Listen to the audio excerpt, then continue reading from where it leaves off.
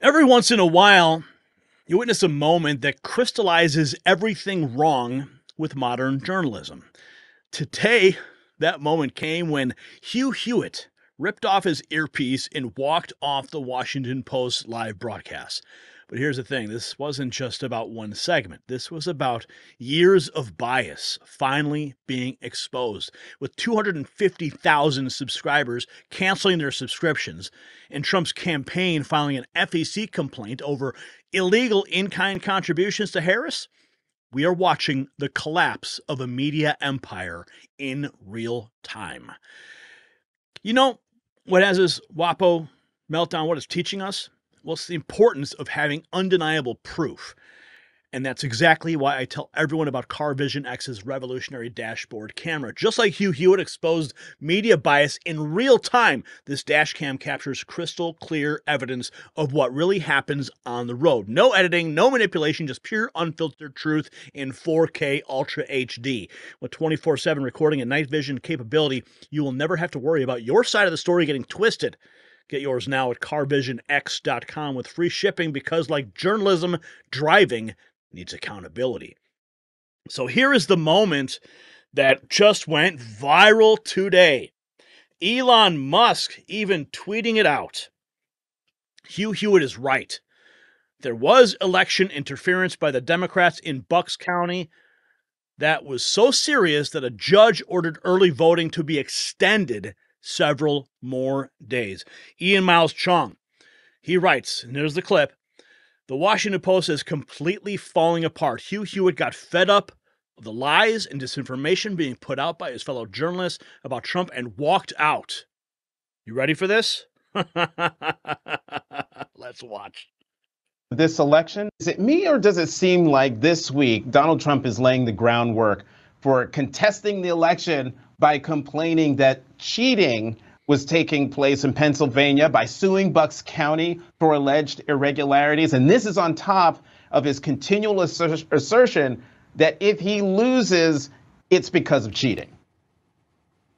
Yeah, that's what he's been laying the groundwork for this, just not in the last week, but in the last umpty-ump months. No election can be fair unless in Donald Trump's mind, unless Donald Trump wins it. And I think we are going to see him both rev up his supporters to contest elections outside of courtrooms and go to every courtroom he can in America where it's relevant to make whatever arguments he can, no matter how far-fetched. We saw Jonathan, I've got to last time, but it didn't work out this time. Finish, Hugh. It may not work. That may not happen this time. And now I'll let you go, Hugh. Well, I've just got to say, we're news people, even though we're at the opinion section. It's got to be reported. Bucks County was reversed by the court and instructed to open up extra days because they violated the law and told people to go home. So that lawsuit was brought by the Republican National Committee, and it was successful. The Supreme Court ruled that Glenn Youngkin was successful. We are news people, even though we have opinions, and we have to report the whole story if we bring up part of the story. So yes, he's upset about Bucks County, but he was right, and he won in court. That's the story. I'll let you keep going, Jonathan. No, I don't appreciate being lectured about reporting when many times you come here saying lots of things that aren't. I won't come back, Jonathan. I'm done. I'm done. This is the most unfair election ad I have ever been a part of. You guys are working. That's fine. I'm done. I mean, at least he was wearing pants, right? So, Ruth, you wrote a column this week ending with this line, and actually, I think this is perfect. We're going to put it on the screen. You wrote, "This is where it all falls apart. You want to know the stakes of this election? Not only democracy, but decency." Talk more about that, Ruth. Okay, I'm collecting myself. Oh, Ruth froze. Ruth is frozen. So hang in there, everyone. We're going to see if we can try to get Ruth back to this very. We're going to get Ruth back in a moment. This is First Look, Washington Post Live's nonstop shop for news News and analysis, and Ruth is back. So I'm going to read that quote back again from your column, Ruth, where you wrote, "You want to know the stakes of this election? Not only democracy, but decency." We lost her again. Everybody, if you've been watching First Look, you know that these conversations can be interesting, contentious. You just saw Hugh Hewitt leave the conversation, which is lamentable, unfortunate. It is what it is. Isn't it? I am Jonathan Capehart. I want to thank you all very much for joining us on First Look. For more of these important conversations, please sign up for a Washington Post subscription. You can get a free trial by going to WashingtonPost.com/live. Again, because they're hemorrhaging subscriptions, he's got to beg for them. WashingtonPost.com/live. I'm Jonathan Capehart. Thank you for watching Washington Post Live's First Look. Yeah, first look at your collapse. Oh, yeah. It was a bad look at the Washington Post. We're learning now. Just in, Hugh Hewitt quits Washington Post after epic viral moment, storming off the show with biased never Trump pundits. "I won't come back. I'm done. This is the most unfair election ad I've ever been a part of." Benny Johnson says, "This is gangster." Hugh Hewitt rips his earpiece out, walks off the set live on air while calling the Washington Post an election ad for Kamala. He was enraged that the segment did not fairly report on Trump's election integrity victories. Then the entire broadcast implodes. Yes, Laura Ingraham, good for him. He doesn't want to work for the DNC. Hugh Hewitt resigns from the Washington Post after storming out, according to Politico. And we've got some more from this. Let's see. Look at this picture. This is the moment that they're like, their faces when told the truth, and they couldn't come back with an answer. They were dead silent. Hugh Hewitt threw the truth right in their face, that they were omitting key points of the argument, and they got called out, fact-checked in real time, and Hugh's like, "To hell with you guys. I am out." But see, the Washington Post is in some real big trouble. They have just lost 250,000 subscribers over the decision not to endorse Kamala Harris. That's right, more than 250,000 Washington Post readers, or 10% of the newspaper's customer base, have canceled their subscription after owner Jeff Bezos blocked the endorsement. Oh, and they were livid. Here's some reaction from Robert Kagan, a former WaPo editor, resigning because they've decided not to endorse. Anticipation of his. So you made this decision to resign. Tell me how you came to that decision. What got you over the line? Well, it was a pretty easy decision. This is obviously an effort by Jeff Bezos to curry favor with Donald Trump in the anticipation of his possible victory. Trump has threatened to go after Bezos's business. Bezos runs one of the largest companies in America. They have tremendously intricate relations with the federal government. They depend on the federal government. And Trump has made it clear that he will attack media organizations that are critical of him. He's threatened to take away CBS's license. And this is clearly an effort by Bezos to try to get on Trump's good side in advance of his presidency. What does he say? Get on his good side in advance of his presidency. He knows Trump's going to win. Bezos knows Trump's going to win. So they're all trying to shore up their support quietly for Donald Trump. Even the head of Google, Alphabet, called Donald Trump.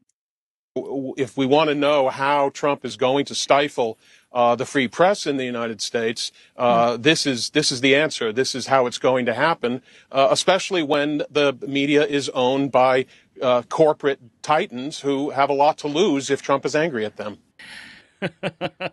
Well, maybe it's also because Bezos and Musk, they've always been butting heads with their space programs, and now Elon Musk owns X and Bezos owns the Washington Post. I mean, Musk owns the most powerful media platform in the world, and he's doing the right thing with it. Bezos sees it and goes, "Man, that was a good move, Elon. yeah, maybe I shouldn't take a side this time. Maybe I should just kind of just play it by the middle. And now they're hemorrhaging subscribers at the Washington Post, and people are resigning in droves. Here we have more. I apologize for the blurry screen there. We're having some bandwidth issues. It says here on the screen, pure poor fascism has arrived in the media of the U.S. Writers at LA Times and Washington Post resign after owners block Kamala Harris endorsement. Wow. So LA Times, they are leaving there. Now, listen to what J.D. Vance had to say with Joe Rogan about the Washington Post. The Washington Post might as well be a propaganda outlet of the Democratic Party. If you look from the Hunter Biden laptop to any number of stories where they just toe the left-wing line almost instinctively, the problem was with the journalism at the Washington Post. It's not with the editorials. I don't care, frankly, whether the editorial page endorses Donald Trump or Kamala Harris. I care about whether the journalists are lying about Donald Trump or lying about Kamala Harris. And frankly, they're lying a lot in the negative direction about my running mate, and they're lying a lot in the positive direction about Kamala Harris. So what I would like to see from Jeff Bezos is a commitment to the Washington Post not just being a Democrat super PAC. I don't give a shit if he hires a few more conservative columnists. It doesn't matter. What matters is, do they hold their journalism to anything like a high standard? And if they don't do that, then to me, it's just window dressing. Oh, and then we have this. Oh, this is good news. Breaking. Trump-Vance campaign files FEC complaint alleging illegal in-kind support for Kamala from the Washington Post. I have always said this. When you have mega search engines who are manipulating search results, hiding information from you, lifting up so-called authoritative voices, and then you have the YouTube searches, which are manipulated, and then you have the get out the vote reminders that are sent out disproportionately to Democrats and Republicans, swaying the vote, as Dr. Robert Epstein has clearly shown through his investigation. These are all in-kind donations. And at least now an FEC complaint has been filed, not by some think tank or some group, but by the Trump-Vance campaign. Now that's got some teeth. I mean, how many times have we heard about FEC complaints and then we report on them and we never hear anything happen? I think we're going to hear more from this. The Trump-Vance team claims WaPo is providing illegal in-kind contributions by running pro-Kamala anti-Trump ads in a last-minute push for Harris. They call it a backdoor endorsement, claiming WaPo hides behind democracy dies in darkness while secretly pushing Kamala's campaign. Stay tuned as the media swamp gets drained. This is huge. What else have we got for you here? Let's see. We've got, this Arizona Democrat ballot firm named in Pennsylvania election fraud. This is a big deal. This came out about 19 hours ago. The firm being investigated for fraud in Pennsylvania is a massive Democrat ballot harvesting firm in Arizona. Mike Mancuso, the district attorney there, says last week, following a regular review of voter registration mail-in ballot request forms received in its office, the Monroe County Board of Elections identified approximately 30 irregular forms. Those forms were segregated, and the matter referred to the Monroe County District Attorney for investigation. Since then, the office district attorney has been investigating the referral by Monroe County Board of Elections. Several of the voter registration applications and mail-in ballot request forms have been found to be fraudulent, as they were not authorized by the persons named as applicants. In at least one example, the named applicant is in fact deceased. To date, several of the fraudulent voter registration forms have been traced to a specific person. A company calling itself Field and Media Corps, a subsidiary of Field Corps, an Arizona-based organization working out of Lancaster County, Pennsylvania, in turn was responsible for submitting the forms in question to county officials. So, a group out of Arizona working in Lancaster County, Pennsylvania, and the forms trace back to dead people registering to vote. Man, it's just like, Chicago, all the dead people are voting. My Lord. A broader investigation continues with reference to Field Corps' involvement. Our office is in regular contact and working with investigation from the Attorney General's office as well as others. A further update will be made in a day or so. Anyone with information pertinent to the matter should contact District Attorney Detective Thomas McMahon. His number is 570-517-3025. So you can scroll it back if you want to find out that, if you want to get that number once again, if you see anything fishy in that area. Continuing here, this is the turnout of Trump's voters in Bucks County. This is what Hugh Hewitt was talking about. Early voters are now lined up around the block in Doylestown. Shout out to the GOP for winning their lawsuit and getting the deadline for early voting extended until 5 p.m. in Bucks County. Look at all these people. Look at all these people going out to vote. These people would not be able to vote if that case didn't go through, if the GOP didn't push to have the extension. But thankfully, their voices and their vote will be heard. But of course, the Washington Post, they want to spin the truth. They don't want to give you the full story. And that was enough to make Hugh Hewitt rip his earpiece out and walk off and quit the Washington Post. In one sense, I go, Hugh, sometimes you need to have a counterbalance over there at the Washington Post. Your voice needs to be there because maybe there's some people who are watching, maybe the 5 people who are watching that feed are going, maybe one of them will hear the truth from you. But sometimes, it just gets so fed up, you got to get up and leave. And Hugh Hewitt is a powerful voice, and I am so thankful that he did get up. And he embarrassed those freaks, and this is going viral because everyone needs to see it.